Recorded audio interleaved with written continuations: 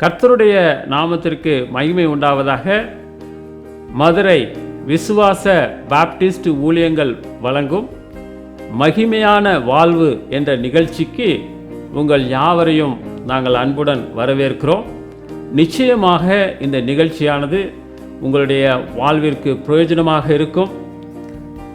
ஆரம்பம் முதல் முடிவு மட்டும் எங்களோடு கூட இணைந்திருங்கள். கடவுளுடைய வார்த்தைகளை நீங்கள் பெற்றுக்கொண்டு உங்கள் வாழ்வின் நோக்கம் அறிந்து உங்கள் வாழ்விலே மென்மேலும் வளர்வதற்கு இந்த நிகழ்ச்சியானது நிச்சயமாக ஆசீர்வாதமாக இருக்கும். சரீர நன்மைகளை மட்டுமல்ல, ஆவிக்குரிய நன்மைகளையும் இந்த நிகழ்ச்சியானது உங்களுக்கு நிச்சயமாக வழங்கும். அதில் எந்த சந்தேகமும் இல்லை. எங்களோடு கூட இணைந்து தேவனுடைய நாமத்தை மகிமைப்படுத்த மீண்டுமாக உங்களை அன்போடு கூட வரவேற்கிறேன்.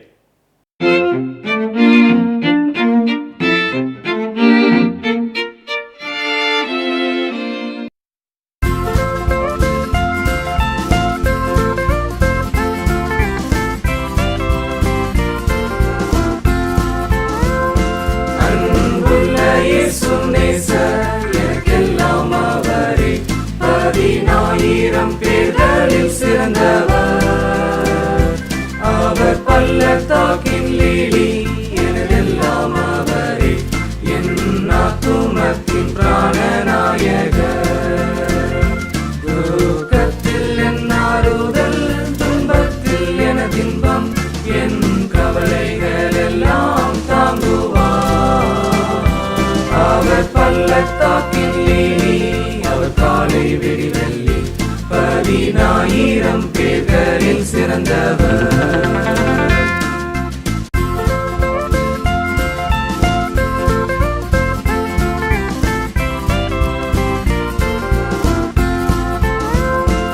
என் சஞ்சலங்கள் நீங்க, என் பாவம் மாண்பாய் சுமந்து அவர் ஜீவனை விட்டார்.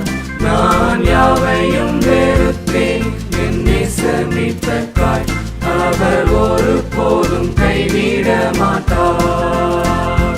லோகம் என்னை வெறுத்து சாத்தான் சோதித்தாலும் மீட்பர் எனக்கு ஜெயம் தருவார். அவர் பள்ளத்தாக்கின் லீலி, அவர் காலை விடிவெள்ளி, 10,000 பேர்களில் சிறந்தவர். உங்களுக்கு பிடித்திருக்கிறதா? நான் இப்படி இருந்தால் நல்லா இருந்திருக்குமே. நம்மை உண்டாக்கிய கடவுள் பரிசுத்த வேதாகமத்திலே விதமாய் கூறுகிறார். சங்கீதம் 139 14 முதல் 16 வசனங்கள் வரை நான் வாசிக்கும்போது இந்த சங்கீதத்தை எழுதியவர் இவ்விதமாக கூறுகிறார். நான் பிரமிக்கத்தக்க அதிசயமாய் உண்டாக்கப்பட்டபடியால் உம்மை துதிப்பேன். உமது கிரியைகள் அதிசயமானவைகள், அது என் ஆத்மாவுக்கு நன்றாய் தெரியும். நான் ஒளிப்பிடத்திலே உண்டாக்கப்பட்டு பூமியின் தாழ்விடங்களிலே விசித்திர வினோதமாய் உருவாக்கப்பட்ட போது என் எலும்புகள் உமக்கு மறைவாய் இருக்கவில்லை. என் கருவை உம்முடைய கண்கள் கண்டது. என் அவயவங்களில் ஒன்றாகிலும் இல்லாத போதே அவைகள் அனைத்தும், அவைகள் உருவேற்படும் நாட்களும் உமது புஸ்தகத்தில் எழுதியிருந்தது. உங்கள் கருவை கடவுள் கண்டார். நம்மை உண்டாக்கிய கடவுளால் இவ்வுலகத்திற்கு நாம் வந்திருக்கிறோம். நம்ம இந்த உலகத்தில் பிறந்தப்போ நம்முடைய பெற்றோர், நம்முடைய குடும்பத்தார், உறவினர்கள் ரொம்ப சந்தோஷப்பட்டிருப்பாங்க. நம்முடைய சாயலை பற்றியும் பேசியிருப்பாங்க. அப்பா மாதிரியே, தாத்தா மாதிரியே, பாட்டி மாதிரியே இருக்குதே அப்படின்னு சொல்லியிருப்பாங்க. அப்பா எங்கேன்னு இந்த பிள்ளை பிறந்திருக்கே. இந்த மாதிரி நம்ம பல விதமாக குழந்தைகளை குறித்து நாம் பேசியிருப்போம். இன்னொரு பழமொழியும் கூட இருக்கிறது, தாயை போல பிள்ளை, நூலை போல சேலை. ஒருவேளை நம்முடைய உருவத்தையும் நம்மையும் நம்முடைய பெற்றோர்கள் சந்தோஷமாக ஏற்றுக்கொண்டிருக்கிறார்கள். ஒருவேளை அவர்கள் நம்மை ஏற்றுக்கொண்டது போல நாமும் நம்மை ஏற்றுக்கொள்ள முடிகிறதா? என்னுடைய உடல், என்னுடைய கலர், என்னுடைய உருவம், என்னுடைய முகத்தோற்றம், இவை எல்லாமே கடவுளால் நமக்கு கொடுக்கப்பட்ட ஒன்றாக இருக்கிறது. நாம் கடவுளால் உண்டாக்கப்பட்ட அழகான படைப்பாக இருக்கிறோம். வேதாமம் கூறுகிறது, கடவுள் நம்மை அவருடைய சாயலிலே படைத்தார். கடவுள் என்றவுடனே அவருக்கு உருவம் இருக்கிறதா? நிச்சயமாக இல்லை. பரிசுத்த வேதாமம் கூறுகிறது, அவர் ஆவியாக இருக்கிறார், கடவுள் ஆவியாக இருக்கிறார். ஆனால் அவருடைய சாயல் என்பது அவரை போல யோசிக்க, அவரை போல பேச, அவரை போல விருப்பம் கொள்ள, செயல்பட, அவரை போல நம்மை கடவுள் உண்டாக்கினார். ஏனென்று சொன்னால் நாம் கடவுளோடு கூட தொடர்பு கொள்ளும்படியாக அப்படியாக நாம் படைக்கப்பட்டோம். ஆதியாகமம் 1:27-28 வசனங்களிலே நாம் மனிதனுடைய படைப்பை குறித்து படிக்கிறோம். தேவன் தம்முடைய சாயலாக மனுஷனை சிருஷ்டித்தார், அவனை தேவ சாயலாகவே சிருஷ்டித்தார், ஆணும் பெண்ணுமாக அவர்களை சிருஷ்டித்தார். அதோடு கூட அடுத்த வசனத்தில் விதமாக பார்க்கிறோம், பின்பு தேவன் அவர்களை நோக்கி, நீங்கள் பலுகி பெருகி பூமியை நிரப்பி அதை கீழ்ப்படுத்தி சமுத்திரத்தின் மச்சங்களையும் ஆகாயத்து பறவைகளையும் பூமியின் மேல் நடமாடுகிற சகல ஜீவ ஜந்துக்களையும் ஆண்டு கொள்ளுங்கள் என்று சொல்லி தேவன் அவர்களை ஆசீர்வதித்தார். இங்கே நம்ம கவனிக்க வேண்டிய 2 குறிப்புகளை நம்ம பார்க்கிறோம். மனிதன் உண்டாக்கப்பட்டான், ஆணும் பெண்ணுமாக. அவர்கள் இந்த பூமியை நிரப்ப வேண்டும் என்று சொல்லி அவர்களை ஆசீர்வதித்தார். அவ்விதமாக ஆசீர்வதித்த தேவன் இந்த உலகத்தையும் ஆண்டு கொள்ள இந்த உலகத்தை அவர்களுடைய கையில் கொடுத்தார். ஆனால் பாருங்க, தேவனுடைய சாயலிலே உண்டாக்கப்பட்ட மனிதன், அவரால் படைக்கப்பட்ட மனிதன் கடவுளுடைய சாயலை இழந்து போனான். எப்படின்னு சொல்லி கேட்குறீங்களா? ரோமர் 3:23 வசனத்தில் இவ்விதமாக வாசிக்கிறோம், எல்லாரும் பாவம் செய்து தேவ மகிமையற்றவர்களாகி. அவருடைய சாயலிலே உருவாக்கப்பட்ட மனிதன் அவருடைய சாயலை, அதாவது அவருடைய மகிமையை இழந்து போனான். எப்படி என்று சொன்னால், பாவத்தினாலே. நம்மை படைத்த கடவுளோடு கூட நாம் தொடர்பில்லாதவர்களாக மாறுவதற்கு நாம் அவருக்கு கீழ்ப்படியாமல் போனோம். மனிதனானவன் அவருக்கு கீழ்ப்படியாமல் போய் அவருடைய சாயலை இழந்து போனான். அதுதான் பாவம். கடவுள் விரும்பினதை மனிதன் செய்யாத போது கடவுளை விட்டு பிரிக்கப்பட்டான். கடவுளுடைய சாயலை அவன் இழந்து போனான். ஒருவேளை கடவுளுடைய சாயல் என்றால் அவருடைய குணங்கள், அவருடைய பண்புகளை உடையவனாக மனிதன் இருக்க வேண்டும் என்று சொல்லிதான் கடவுள் படைத்தார். ஆனால் கடவுளுடைய விருப்பப்படி மனிதன் வாழ முடியாத போது அவன் கடவுளோடு உள்ள தொடர்பை இழந்து போனான். அவன் ஆவிக்குரிய நிலையிலே கடவுளை விட்டு பிரிந்து போனான். அவன் தேவனுடைய சாயலை இழந்து போனான். இன்னொரு விதமாய் சொல்லப்போனால், அவன் கடவுளால் படைக்கப்பட்ட போது தேவனுடைய மகிமையானது அவனை மூடியிருந்தது. அந்த மகிமையானது அவனை விட்டு போனது என்று சொல்லி பார்க்கிறோம். கடவுளுக்கு கீழ்ப்படியாமல் போன அந்த மனிதனின் மூலமாக, மனுஷி மூலமாக நாம் தேவனுடைய மகிமையை இழந்து போனோம். அந்த சந்ததியிலே வந்திருக்கிற நாம் எல்லாருமே பாவம் செய்தவர்களாக, பாவத்தன்மை உடையவர்களாக கடவுளை விட்டு பிரிக்கப்பட்டு போனோம். இந்த நிலையில தான் இயேசு கிறிஸ்து மனிதனாக இந்த உலகத்திற்கு வந்தார். இன்னொரு விதமாய் சொல்லப்போனால், கடவுள் மனிதனானார். பாவத்திலிருந்து நம்மை மீட்டெடுப்பதற்காக பாவமில்லாத அவர் தாழ்மையின் ரூபம் எடுத்து மனித சாயலை அவர் பெற்றார். நாம் அவருடைய சாயலிலே படைக்கப்பட்டோம் என்று சொல்லி சொன்னேன். கடவுள் எந்த ரூபத்திலும் இல்லை.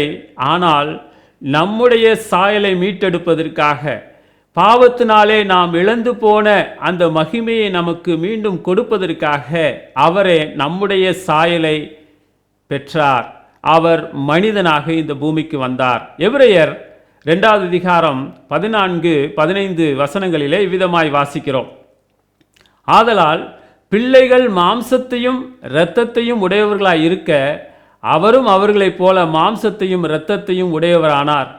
மரணத்துக்கு அதிகாரியாகிய பிசாசானவனை தமது மரணத்தினாலே அழிக்கும்படிக்கும் ஜீவகாலமெல்லாம் மரண பயத்தினாலே அடிமைத்தனத்திற்குள்ளானவர்கள் யாவரையும் விடுதலை பண்ணும்படிக்கும் அப்படியானார். பாவம் இவ்வுலகத்திற்கு வர காரணமான எல்லாவற்றையும் மேற்கொள்ள ஆண்டவராய் இயேசு கிறிஸ்து மனிதனாக இந்த பூமியிலே பிறந்தார். பாவத்தினாலே உண்டான மரணத்தை ஜெயிப்பதற்காக, பாவம் வர காரணமாயிருந்த சாத்தானை ஜெயிப்பதற்காக, அவனை அழிப்பதற்காக அவர் மனிதர் ரூபத்திலே இந்த பூமியிலே மனிதனாக பிறந்தார். அவர் இந்த உலகத்திலே வாழ்ந்தார். இறுதியாக அவர் எந்த நோக்கத்திற்காக வந்தாரோ அந்த நோக்கத்தின்படி அவர் நம்முடைய பாவங்களுக்காக சிலுவையில் மரிக்கும்படியாக அவர் மனித ரூபத்திலே அவர் வந்தார். பாவம் இல்லாதவராக அவர் வந்தார். அவர் கன்னிகையிலே பிறந்தார் என்று சொல்லி பரிசுத்த வேதாகமம் கூறுகிறது. ஆண்டவராய் இயேசு கிறிஸ்து இந்த பூமியில் இருந்தபோது அவரை பற்றி விதமாக லூக்கா 19வது அதிகாரம் 10வது வசனத்திலே வாசிக்கிறோம். இழந்து போனதை தேடவும் ரட்சிக்கவுமே மனுஷகுமாரன் வந்திருக்கிறார் என்றார். அவர் மனுஷகுமாரனாக வந்தார். பாவத்தினாலே அவரோடு உள்ள தொடர்பை இழந்து போன மனுக்குலத்தை மீட்டெடுப்பதற்காக, நம்மை மீட்டெடுப்பதற்காக அவர் மனிதனாக இந்த பூமியிலே வந்தார். நம்முடைய சாயலை அவர் பெற்றார். எபேசியர் 2வது அதிகாரம் 1வது வசனத்தில் நான் வாசிக்கும்போது, அக்கிரமங்களினாலும் பாவங்களினாலும் மரித்தவர்களாயிருந்த உங்களை உயிர்ப்பித்தார். ஒருவேளை நாம் மரித்தவர்களாயிருந்தோம் என்று சொல்லி வேதாகமம் சொல்லுகிறது. எப்படி மரித்து போனோம்? நாம் உயிரோடு தானே இருக்கிறோம். ஆனால் கடவுளோடு உள்ள அந்த தொடர்பை இழந்தவர்களாக ஆவிக்குரிய மரணத்தை நாம் பெற்றிருந்தோம், மரித்து போயிருந்தோம். நம்மை உயிர்ப்பிக்கத்தான் ஆண்டவராய் இயேசு கிறிஸ்து இந்த பூமிக்கு வந்தார். நமது பாவங்களுக்காக அவர் சிலுவையிலே மரித்து அடக்கம் பண்ணப்பட்டு 3ஆம் நாள் உயிரோடு கூட எழுந்தார். ஒருவேளை இதை நான் உங்களோடு கூட பகிர்ந்து கொள்ளும்போது நாம் யோசிக்க வேண்டிய மிக ஒரு முக்கியமான ஒரு காரியம் இருக்கிறது. கடவுள் நம்மேல் கொண்ட நோக்கம்தான் என்ன?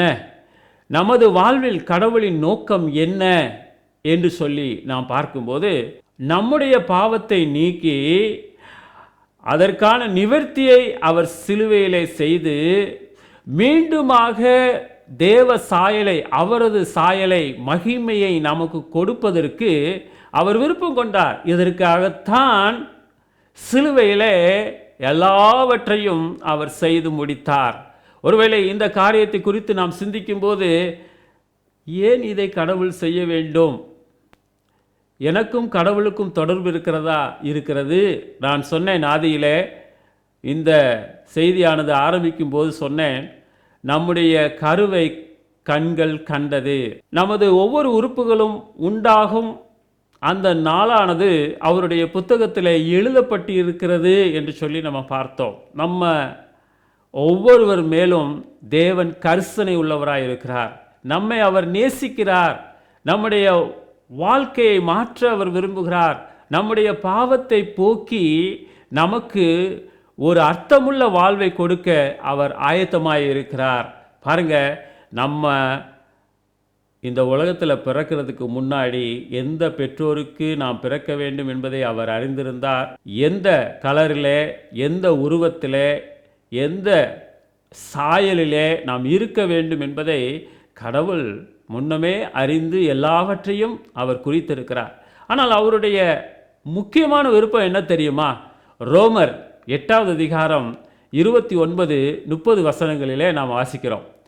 தம்முடைய குமாரன் அநேக சகோதரருக்குள்ளே முதற் பேரானவராய் இருக்கும் பொருட்டு தேவன் எவர்களை முன்னறிந்தாரோ அவர்களை தமது குமாரனுடைய சாயலுக்கு ஒப்பாயிருப்பதற்கு முன்குறித்திருக்கிறார். எவர்களை முன்குறித்தாரோ அவர்களை அழைத்தும் இருக்கிறார். எவர்களை அழைத்தாரோ அவர்களை நீதிமான்களாக்கியும் இருக்கிறார். எவர்களை நீதிமான்களாக்கினாரோ அவர்களை மகிமைப்படுத்தியும் இருக்கிறார். அவருடைய குமாரனுடைய சாயலுக்கு ஒப்பாக கிறிஸ்துவானவர் மனிதனாக இந்த பூமியிலே வந்தார். இறைவன் மனிதனானார். ஏன் அவரை போல நாம் மாற வேண்டும்? அவருடைய சாயலாக மீண்டும் நாம் மாற வேண்டும். அவருடைய விருப்பத்தை இந்த பூமியிலே நாம் செய்து முடிக்க வேண்டும் என்பதுதான் அவருடைய விருப்பம். அதற்காக நம்மை அவர் முன்னறிந்தார், முன்குறித்தார், அழைத்தார், நீதிமான்களாக்கினார், மகிமைப்படுத்தி இருக்கிறார்.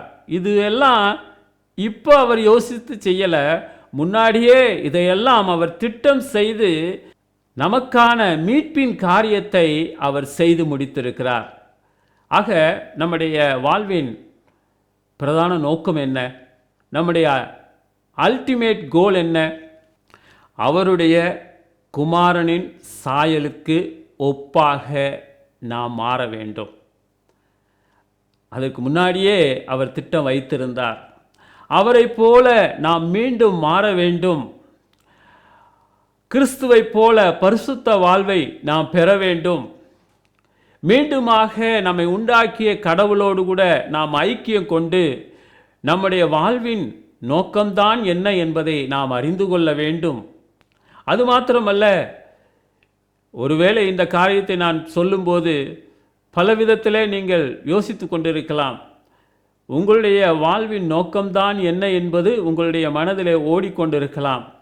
சிலர் அதை அறிந்திருக்கலாம், பலர் அதை அறியாமல் இருக்கலாம். ஆனால் கடவுளுடைய பிரதான நோக்கம் நீங்கள் அவரை போல மாற வேண்டும். எப்படி நாம் அவரை போல மாற முடியும்? எப்படி கடவுளுடைய பண்புகளையும் காரியங்களையும் நாம் அறிந்து கொள்ள முடியும்? அதற்காகத்தான் தேவன் நமக்கு அவருடைய பரிசுத்த வேதாகமத்தை கொடுத்திருக்கிறார், அவருடைய வார்த்தைகளை கொடுத்திருக்கிறார். அவரை அறிந்து கொள்வதற்கு பரிசுத்த வேதாகமம் நமக்கு உதவியாக இருக்கிறது.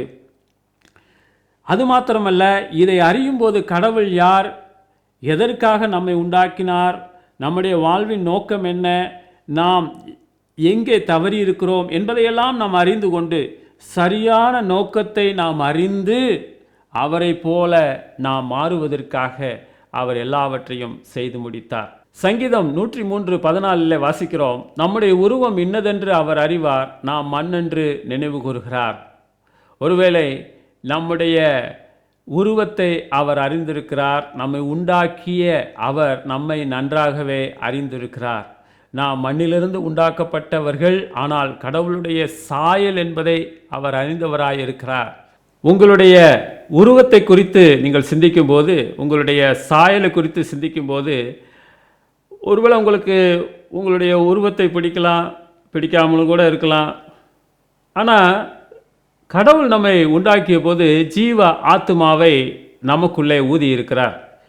ஜீவ ஆத்துமாவானான் என்று சொல்லி மனிதனுடைய படைப்பை குறித்து சொல்லப்பட்டிருக்கிறது. ஆவி ஆத்துமா சரீரமாக ஒவ்வொரு மனிதனும் இருக்கிறான். இந்த உலகத்திலே அவன் சரீரத்திலே வாழ்ந்து கொண்டிருக்கிறான். ஆனால் அவனுக்குள்ளே ஒரு விலை மதிப்பில்லாத ஆத்துமா என்பது இருக்கிறது. அந்த ஆத்துமா மூலமாகத்தான் மனிதன் கடவுளோடு கூட தொடர்பு கொள்ளக்கூடியவனாக இருக்கிறான். அந்த ஆத்துமாவை கழுவி மீட்கத்தான் ஆண்டவராய் இயேசு கிறிஸ்து எல்லாவற்றையும் செய்து முடித்தார். எனவேதான் அந்த ஆத்துமாவினுடைய விலையை குறித்து பரிசுத்த வேதாகமம் இவ்விதமாக கூறுகிறது. மார்க்கு 8:36 வாசிச்சோன்னா, மனிதன் உலகம் முழுவதையும் ஆதாயப்படுத்தி கொண்டாலும் தன் ஜீவனை நஷ்டப்படுத்தினால் அவனுக்கு லாபம் என்ன என்ற கேள்வியோடு முடிகிறது. ஆத்துமா எவ்வளவு பெரியது, இந்த உலகத்தை விட மிக பெரியது. நீதிமொழிகள் 19:2 இவ்விதமாய் வாசிக்கிறோம், ஆத்துமா அறிவில்லாமல் இருப்பது நல்லதல்ல. ஆத்துமா ஜீவன் என்று சொல்லி நாம் சொல்லுகிறோம். ஜீவன் ஆத்துமா என்கிற 2 பதங்களும் ஒரே அர்த்தத்தை கொண்டதாக இருக்கிறது. நம்முடைய ஆத்துமா அழிவிலிருந்து மீட்கப்பட்டிருக்கிறதா? நம்முடைய ஆத்துமா விலையேற பெற்ற ஒன்றாக இருக்கிறது. அதை மீட்கும்படியாக கிறிஸ்து எல்லாவற்றையும் செய்து முடித்து விட்டார். நம்முடைய ஆத்துமா மீட்கப்படும் போது மட்டுமே நம்முடைய வாழ்விற்கான சரியான நோக்கத்தை இந்த பூமியிலே நாம் அறிந்து கொள்ள முடியும். ஆனால் பாருங்க, ஒரு மனுஷன், இந்த பூமியில் வாழ்ந்த ஒரு மனிதன் தன்னுடைய சரீரத்தை குறித்து, தன்னுடைய உலக வாழ்க்கையை குறித்து ரொம்ப கவலைப்பட்டு எல்லாவற்றையும் அவன் செய்தான். ஆனால் தன்னுடைய ஆத்மாவை குறித்து அவர் ஒருபோதும் எண்ணவில்லை. அதை குறித்து இயேசு கிறிஸ்து ஒரு காரியத்தை சொல்லுகிறார், ஒரு உவமையை சொல்லுகிறார். லூக்கா எழுதின சுவிசேஷம் 12வது அதிகாரம் 16வது வசனத்திலிருந்து 21வது வசனம் வரை நாம் அதை வாசிக்க முடியும். அந்த இடத்துல நீங்கள் பார்த்தீங்கன்னு சொன்னால், ஐஸ்வர்யமுள்ள ஒரு மனிதன், நல்ல பணக்காரன், அவனுடைய நிலம் நன்றாக விளைந்தது. அவனுக்கு அந்த வருடத்தில் ஏகப்பட்ட லாபம், அவனுடைய தொழிலே லாபம். எனவே அவன் சம்பாதித்த சேகரித்த அந்த தானியத்தை சேர்த்து வைக்க அவனுக்கு இடம் போதவில்லை, களஞ்சியங்கள் பற்றவில்லை. என்ன செய்தான்? இயேசு கிறிஸ்து சொல்கிறார், அவனுடைய களஞ்சியங்களை எல்லாம் அவன் இடித்து பெரிதாக கட்டுகிறான், தானியங்கள் எல்லாம் அதிலே சேர்த்து வைக்கிறான். அங்கே ஒரு வார்த்தை சொல்லப்பட்டிருக்கிறது, பொருளையும் சேர்த்து வைக்க என்று சொல்லி. அவனுக்கு உண்டான எல்லாவற்றையும் சேர்த்து வைத்து விட்டு அவன் சொல்லுகிறான், ஆத்துமாவை குறித்து அவன் சொல்லுகிறான். நான் வாசிக்கிறேன் 19வது வசனத்தில், பின்பு ஆத்துமாவே, உனக்காக அநேக வருடங்களுக்கு நான் சேர்த்து வைத்திருக்கிறேன், நீ நன்றாக புசித்து குடித்து சந்தோஷமாயிரு அப்படின்னு சொல்லுவேன்னு சொல்கிறான். அவன் சொல்லலை, ஆனால் தான் மனசில் யோசித்துக்கிட்டான். ஆனால் ஆண்டவர் அவனை பார்த்து சொல்கிறாரு, அந்த மனிதனை பார்த்து, மதிகேடனே, மதிகெட்டவனே, அறிவில்லாதவனே, உன்னுடைய ஆத்துமா உன்னிடத்திலிருந்து எடுத்துக்கொள்ளப்பட்டால் நீ சேர்த்து வைத்தவைகள் யாருடையது என்று சொல்லி அவர் சொல்லுகிறார். அது மாத்திரல்ல, அடுத்த வசனத்தில் நம்ம பார்க்கிறோம், தேவனிடத்தில் ஐஸ்வர்யவானாய் இராமல் தனக்காகவே பொக்கிஷங்களை சேர்த்து வைக்கிறவன் இப்படியே இருக்கிறான். ஆக அந்த 20வது வசனத்தில் நம்ம குறிப்பாக நம்ம பார்க்கும்போது, மதிகேடனே, உன் ஆத்துமா உன்னிடத்திலிருந்து எடுத்து கொள்ளப்பட்டால் என்று சொல்லி அங்கே பார்க்கிறோம். அவன் எல்லாவற்றையும் குறித்து கவலைப்பட்டான். இந்த உலகத்திற்கான காரியங்களிலே அதிகமான விருப்பம் கொண்டு நாட்டம் கொண்டு சம்பாதித்து எல்லாவற்றையும் பெருக்கினான். ஆனால் அவனுடைய விலையேறப்பெற்ற ஆத்துமாவை குறித்து அவன் ஒருபோதும் கவலைப்படவில்லை. என்னை கேட்டுக்கொண்டிருக்கிற பிரியமானவர்களே, நீங்கள் உங்களுடைய சரீரத்தை குறித்து பலவிதமாக நீங்கள் யோசித்து கொண்டிருக்கலாம். உங்களுடைய சரீர நன்மைக்காக நீங்கள் உழைக்கலாம், பொருளை சேர்த்து வைக்கலாம். ஆனால் இதோடு வாழ்க்கை முடிந்து விடுவதில்லை. கடவுளுடைய விருப்பம், அவருடைய சாயலை நாம் பெற்று கிறிஸ்துவை போல நாம் ஒவ்வொருவரும் மாறி நித்தியமான வாழ்க்கையை நாம் பெற வேண்டும் என்பதுதான். நம்முடைய ஆத்துமா பாவத்திலிருந்து மீட்கப்பட வேண்டும் என்பதுதான். நாம் அவரை போல மாற வேண்டும் என்பதுதான். ஒருவேளை இந்த மாற்றம் நம்முடைய வாழ்விலே வரும்போது நிச்சயமாகவே நம்முடைய வாழ்க்கை மிகவும் மிகவும் நன்றாகவே இருக்கும். நம்முடைய வாழ்வின் நோக்கம் அறிந்து இந்த பூமியிலே நாம் செயல்பட முடியும். நம்முடைய வாழ்வு இந்த பூமியிலே முடியும் போது மீண்டுமாக அவரோடு நித்தியமாக நாம் வாழவும் தான் தேவன் திட்டம் செய்திருக்கிறார். ஆனால் அதற்கு முன்பதாக இந்த பூமியிலே நாம் அவருடைய சாயலை பெற்று அவருக்காக வாழ வேண்டும். அதற்கு நான் என்ன செய்ய வேண்டும்? என்னுடைய ஆத்துமா மீட்கப்படுவதற்கு நான் என்ன செய்ய வேண்டும்? அங்கே பார்த்தீங்க சொன்னால் ரோமர் 10வது அதிகாரம் 9-10 வசனங்களில் விதமாய் சொல்லப்பட்டிருக்கிறது. என்னவென்றால், கர்த்தராய் இயேசுவை நீ உன் வாயினால் அறிக்கையிட்டு தேவன் அவரை மரித்தோரிலிருந்து எழுப்பினார் என்று உன் இருதயத்திலே விசுவாசித்தால் ரட்சிக்கப்படுவாய். நீதி உண்டாக இருதயத்திலே விசுவாசிக்கப்படும், ரட்சிப்புண்டாக வாயினாலே அறிக்கை பண்ணப்படும். கர்த்தராகிய இயேசு கிறிஸ்துவை உன்னுடைய வாயினாலே அறிக்கை செய்ய வேண்டும். அவர்தான் நம்மை படைத்த கடவுள். அவர்தான் எனக்காக சிலுவையிலே மரித்து என்னுடைய பாவத்திற்கான மீட்பை உண்டு பண்ணினவர். அவர்தான் என் ஆத்துமாவை மீட்க முடியும் என்பதை நான் விசுவாசிக்க வேண்டும். அதை வாயினால் நான் அறிக்கை செய்ய வேண்டும். எப்படி என்றால், அவர் என்னுடைய பாவத்திற்காக சிலுவையிலே மரித்து அடக்கம் பண்ணப்பட்டு 3ஆம் நாள் உயிர் தெழுந்தார். ஒருவேளை இந்த காரியங்களை நாம் பார்க்காமல் இருக்கலாம், ஆனால் இதை நம்முடைய இருதயத்திலே விசுவாசிக்க வேண்டும். வேதாகமத்திலே சொல்லப்பட்டிருக்கிறது. நாம் இந்த காரியத்தை விசுவாசித்து அறிக்கையிட வேண்டும், இருதயத்தில் விசுவாசிக்க வேண்டும். அப்போது நம்முடைய வாழ்விலே தேவனுடைய இரட்சிப்பு உண்டாகும். நாம் இருதயத்தில் விசுவாசித்து அறிக்கையிடும்போது நம்முடைய வாழ்விலே இரட்சிப்பு வருகிறது. நாம் இரட்சிப்பை பெற்றுக்கொள்ளும்போது நம்முடைய சாயல் அவரை போல மாறுகிறது. எந்த நோக்கத்திற்காக கடவுள் நம்மை அழைத்தாரோ அந்த நோக்கம் நம்முடைய வாழ்விலே நிச்சயமாக நிறைவேறும். இதை கேட்டுக்கொண்டிருக்கிற நீங்கள் உங்களுடைய வாழ்க்கையை குறித்து யோசித்து பாருங்கள். உங்களுடைய சாயல் தேவனுடைய சாயலாக கிறிஸ்துவை போல் மாறி இருக்கிறதா? மாறாவிட்டால் இன்றைக்கு உங்களுடைய வாழ்க்கையை அவருக்கு ஒப்புக்கொடுங்கள். சகோதர சகோதரிகளே, தேவ சாயலை குறித்து நாம் சிந்தித்தோம்.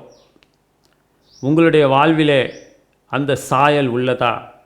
தேவனுடைய மகிமையை நீங்கள் பெற்றுக்கொள்ள விரும்புகிறீர்களா? உங்கள் வாழ்க்கையை ஆண்டவராகிய இயேசு கிறிஸ்துவுக்கு ஒப்புக்கொடுங்கள். ஒருவேளை நீங்கள் கிறிஸ்தவ மதத்திலே இருக்கலாம், ஒருவேளை சில காரியங்களை செய்து கொண்டிருக்கலாம், வேற்று மதத்தை சேர்ந்தவராக இருக்கலாம். நம்மை எல்லாரையும் உண்டாக்கியவர் நம்முடைய ஆண்டவராகிய இயேசு கிறிஸ்து. நம்முடைய கருவை கண்ட அவர் மீண்டுமாக நாம் அவரை போல மாற அவர் விருப்பமுள்ளவராய் இருக்கிறார். ஆண்டவராகிய இயேசு கிறிஸ்து உங்களுக்காக எல்லாவற்றையும் செய்து முடித்து விட்டார். நீங்கள் ஒன்றும் செய்ய வேண்டியதில்லை. அதை விசுவாசித்து உங்கள் வாழ்க்கையிலே ஏற்றுக்கொள்ளுங்கள். அதை தான் நான் உங்களுக்கு சொன்னேன். அறிக்கையிட்டு அவரை விசுவாசித்து அறிக்கையிட்டு ஏற்றுக்கொள்ளுங்கள். ஆண்டவராய் இயேசுவே, என் பாவத்தை மன்னித்து என்னுடைய வாழ்விலே வாரும், எனக்கு ஒரு அர்த்தமுள்ள வாழ்க்கையை தாரும் என்று சொல்லி என்னோடு கூட சேர்ந்து ஜெபிப்பீர்களா? நிச்சயமாக தேவனுடைய சாயலை நீங்கள் பெற்று இந்த உலகத்திலே தேவனுக்கு மகிமையாக வாழ முடியும். ஜெபிப்போம். என்னோடு கூட சேர்ந்து ஜெபியுங்கள். எங்களை நேசிக்கிற நல்ல ஆண்டவரே, உம்முடைய அற்புதமான வார்த்தைகளுக்காக நன்றி செலுத்துகிறோம். பரிசுத்த வேதாகமத்தில் உம்முடைய வார்த்தையை நாங்கள் படிக்கும்போது எங்களை குறித்தும் ஆண்டவரே, எங்களுடைய வாழ்விலே நாங்கள் செய்ய வேண்டிய முக்கியமான காரியத்தை குறித்தும் அறிந்து கொண்டோம். கர்த்தாவே, உம்முடைய சாயலை இழந்து போன எங்களுடைய வாழ்விலே, மகிமையை இழந்து போன எங்களுடைய வாழ்விலே அதை மீண்டும் கொடுப்பதற்காக, எங்களுடைய ஆத்துமாவை மீட்பதற்காக நீர் இந்த பூமிக்கு வந்ததுக்காக நாங்கள் நன்றி செலுத்துகிறோம். எங்களுக்காக சிலுவையிலே மரித்து அடக்கம் பண்ணப்பட்டு 3ஆம் நாள் உயிர்த்தெழுந்ததற்காக நாங்கள் நன்றி செலுத்துகிறோம். அதை நாங்கள் விசுவாசிக்கிறோம். கர்த்தாவே, என்னுடைய வாழ்க்கையில் வாரும் என்று சொல்லி இதை கேட்டுக்கொண்டிருக்கிற ஒவ்வொருவரும் ஜெபிக்கும்படியாக நீர் அவர்களுக்கு உதவி செய்தரலும். அவருடைய வாழ்க்கையில் இழந்து போன சந்தோஷத்தையும் சமாதானத்தையும் பெற்றுக்கொள்ள அவர்களுக்கு உதவி செய்யும். எல்லாவற்றையும் ஆண்டவராய் இயேசு கிறிஸ்துவின் நாமத்தில் கேட்கிறோம் எங்கள் ஜீவனுள்ள நல்ல பிதாவே, ஆமென். இந்த நிகழ்ச்சியிலே நீங்கள் வந்து தேவனுடைய வார்த்தைகளை கேட்டதற்காக நான் நன்றி செலுத்துகிறேன். நிச்சயமாக இந்த வார்த்தைகள் உங்களுக்கு ஆசீர்வாதமாக இருந்திருக்கும். அடுத்த வாரம் இதே நேரத்தில் உங்களை மீண்டுமாக இந்த நிகழ்ச்சியிலே சந்திக்கிறேன். அது மட்டுமாக தேவன் நம்மை ஆசீர்வதித்து நடத்துவாராக. நன்றி.